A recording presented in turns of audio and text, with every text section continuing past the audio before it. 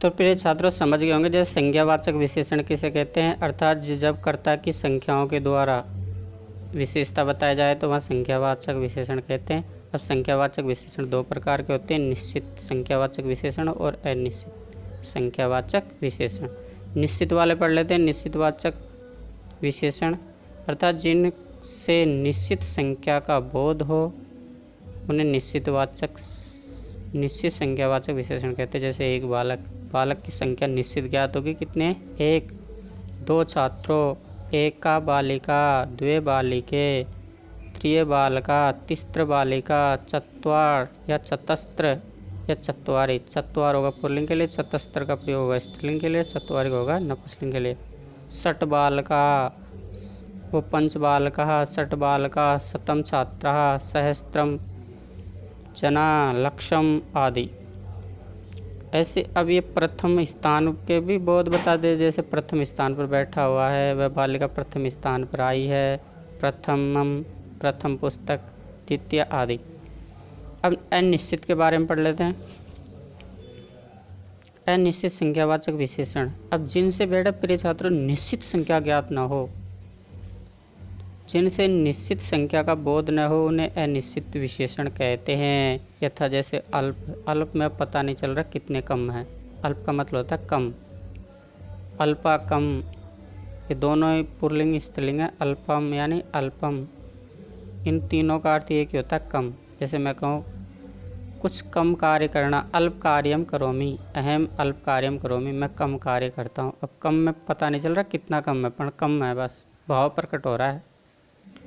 बहव अधिक, बहव का मतलब बहुत ज़्यादा और अधिक का मतलब भी अधिक ही होता है, ज़्यादा। दोनों का अर्थ क्या होता है, ज़्यादा। तो जैसे अत्र अल्पम जलम अस्ति, यहाँ कम जल है। अब संख्या तो देने रखी कितना कम है, लेकिन कम है ये भाव प्रकट हो रहा है। फिर अगला स बहव कार्यम करोति, वह अधिक कार्य करता है। तो प्रिय छात्रों जब एक संख्या ने दे रखी हो लेकिन भाव कम ज़्यादा का प्रकट हो रहा है तो वहाँ अनिश्चित संख्यावाचक विशेषण होते हैं। परिमाणवाचक विशेषण, अब परिमाण मतलब जिनसे परिमाण की मात्रा प्रकट होगी, जैसे जिन विशेषण शब्दों से नाप, तोल या परिमाण का बोध होता हो उन्हें परिमाणवाचक विशेषण कहते हैं। जैसे नाप का तोल हो, जैसे एक अंगुलम, एक अंगुली, हस्तः एक हाथ, जैसे एक लगा दो आगे, एक हस्तः एक हाथ का लंबाई नाप बता दी, एक लंबाई एक अंगुली लंबाई, पाद यानी फुट होता है, या पाव भी कहते हैं। पाद का मतलब हो गया फुट, एक फुट का जाना, जैसे एक फुट कूदना, नाप से बता दिया। तोल जैसे रत्ती का रत्ती भर, जैसे मैंने एक रत्ती भर कार्य भी नहीं किया। तोलक ताला, तोल। पट्टंक छट्टांक, एक छट्टांक भर कार्य का जैसे अपन ने कहावत भी सुनी कि एक छट्टांक का व्यक्ति नहीं है, बातें कर रहा है। तो लंबाई बता दिया, भार बता दिया। आना, आना मतलब एक आना भी नहीं दिया। कौड़ी, पैसा, पण, कौड़ी का मतलब और पैसा एक ही होता है, पण मतलब पैसा। रुपये कम, रुपया, जैसे 1 रुपया देना आदि, तोल आदि। समय, अब समय के बारे में भी जैसे परिमाण बता देते हैं, जैसे एक पहर, फिकला सेकंड, कला मिनट, होरा घंटा, मास यानी महीना, सप्ताह हफ्ता आदि। अब इनसे भी परिभाषा बताई जाती है प्रिय छात्रों।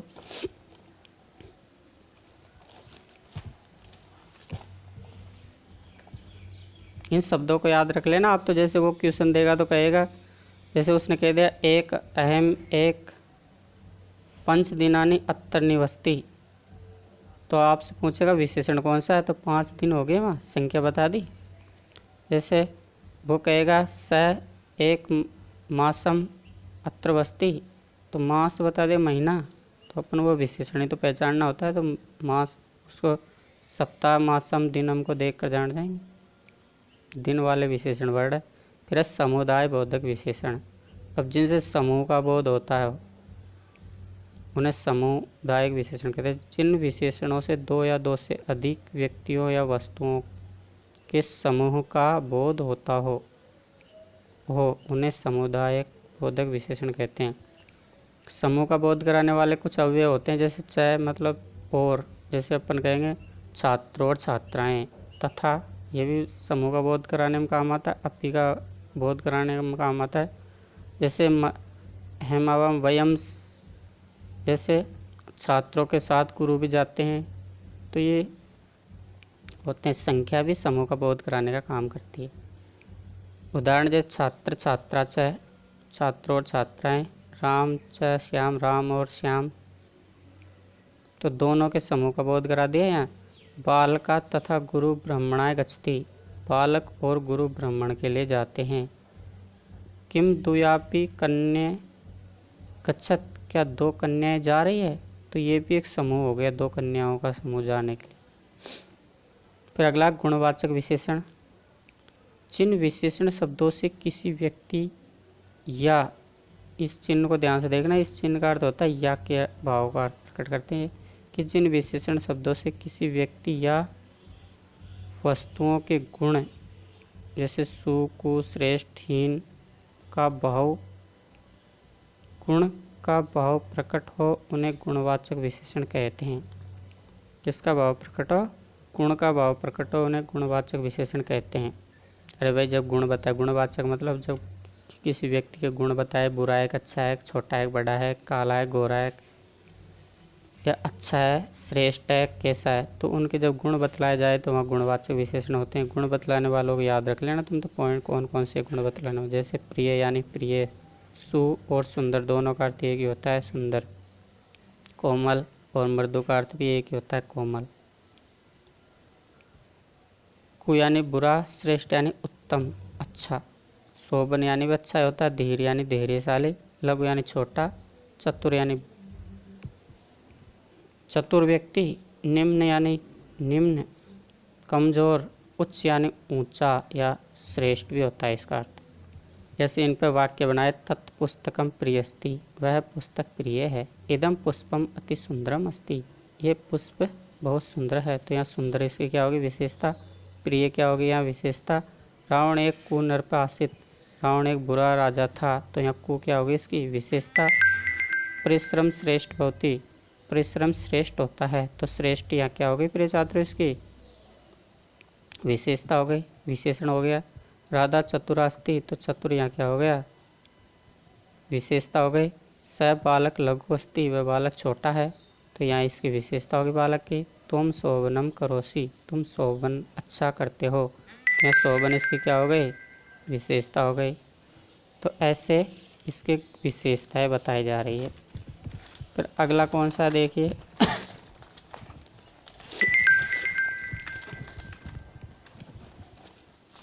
अगला तुलनात्मक बोधक विशेषण। अब जब तुलना की जाए एक व्यक्ति से दूसरे व्यक्ति की, तो वहाँ तुलनात्मक विशेषण होते हैं। तो देख लो, जिन विशेषण शब्दों से दो या दो से अधिक व्यक्तियों वस्तुओं की आपस में तुलना की जाती है, तो उन्हें तुलनात्मक विशेषण कहते हैं।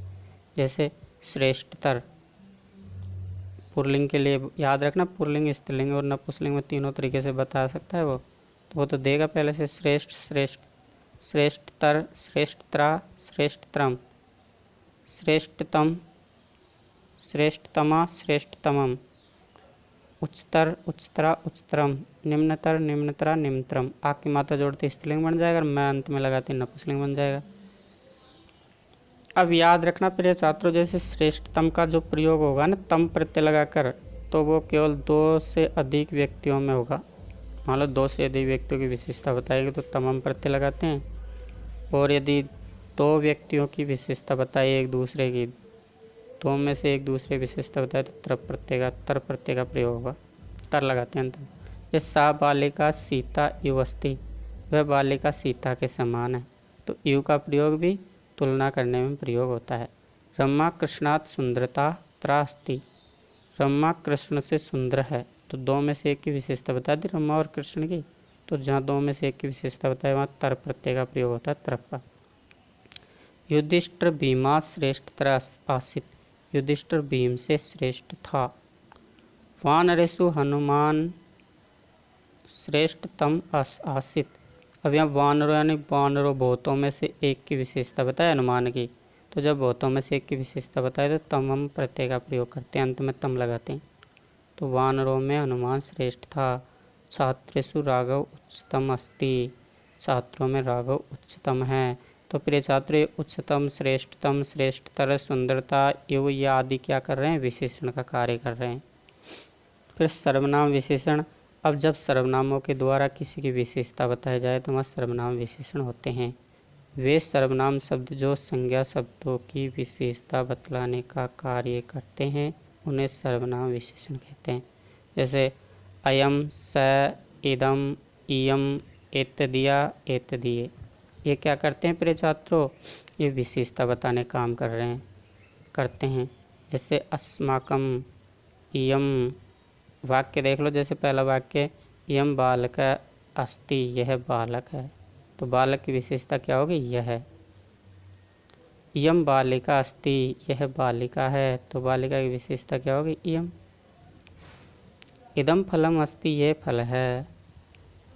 सा मम भगिनी अस्ति, वह भगिनी है। तो ये तत्शब्द और अस्मद युष्मद शब्द भी विशेषता बताने का काम करते हैं, अर्थात इशारा करने के काम आते। जैसे इशारा करके बताएंगे ना, अयम, जैसे अयम बालक अस्ति, तो अपन इशारा करेंगे यह बालक है, उसकी तरफ इशारा करके बोलते हैं। तो ये विशेषता बता दी उनकी।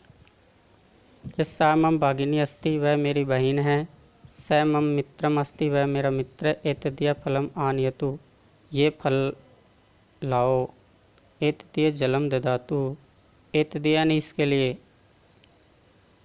एतदिये इसके लिए जल लाओ। अस्माकम ग्राम समीपम अस्ति, हमारा गांव पास में है। तो ये अस्माकम वगैरह ये जो शब्द है, इस विशेषता बताने का जब काम करते हैं तो इन्हें सर्वनाम विशेषण भी कहते हैं।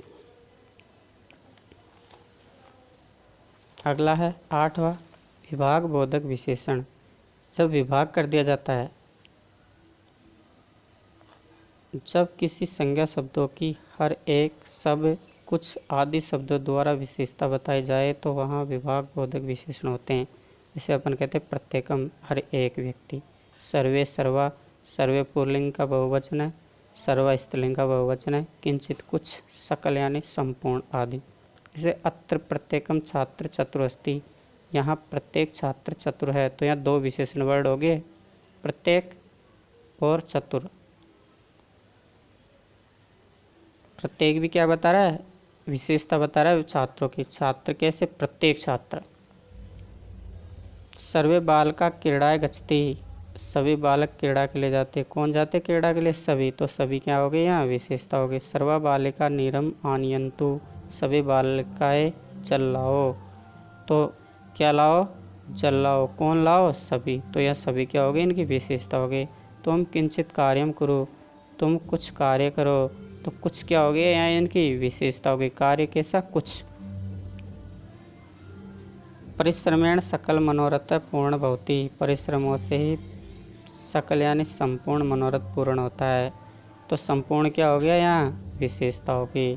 फिर आवर्ती विशेषक वाले वर्ण देख लो, आवर्तीवाचक विशेषण वाले देख लो। जब दुगुना तिगुना चौगुना यानी जब दुगुना तिगुना चौगुना आदि की बात आए तो वहाँ आवर्ती होती है उसकी। कैसे, गुण कैसे, दुगुना है तिगुना है, जब गुण बताया जाए तो वहाँ क्या हो गए, इनकी आवर्ती वाले विशेषण होते हैं।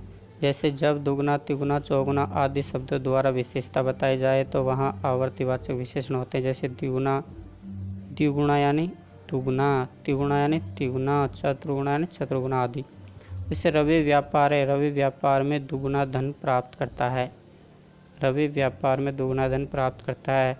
स यम कार्यम त्रिगुणा परिश्रमम करोति, वह इस कार्य के लिए त्रिगुणा परिश्रम करता है, मतलब पहले से 3 गुना ज़्यादा परिश्रम कर रहा है। मेघा अद्य चतुर्गुणा पठिष्यति, मेघा आज 4 गुना पढ़ेगी पहले से, जब जाके सफल होगी। तो जब ऐसी विशेषता बताया जाए ना, गुण गुणा, तो वहाँ आवर्तीवाचक विशेषण होते हैं। अजलिंग विशेषण, अजलिंग विशेषण की बात करें तो प्रिय छात्रों, जब संज्ञा और विशेषण के जब वचन आदि भिन्न भिन्न चलते हैं वहाँ, तो समझ लो वहाँ अजलिंग विशेषण है। तो परिभाषा देख लो, जब